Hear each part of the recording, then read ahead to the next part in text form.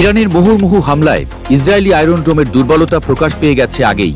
বিশ্ব তাই নতুন কিছুর জন্য অপেক্ষা করছিল যেন, আর সে দৌড়ে প্রথম হয়ে বাজিমাত করে দিল এরদোয়ানের তুরস্ক। স্টিল ডোম নিয়ে হাজির হয়ে তুরস্ক জানিয়ে দিল, যুদ্ধের ময়দানে একচেটিয়া আধিপত্যের দিন শেষ পশ্চিমের।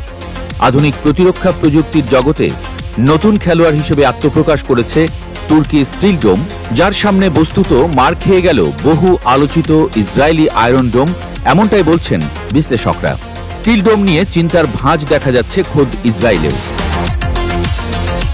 গত জুনে পাল্টা ক্ষেপণাস্ত্র হামলায় যখন একের পর এক বিস্ফোরণ ইসরায়েলের ভূখণ্ডে আঘাত হানে, তখন ভেঙে পড়ে আয়রন ডোমের অজেয় ভাবমূর্তি।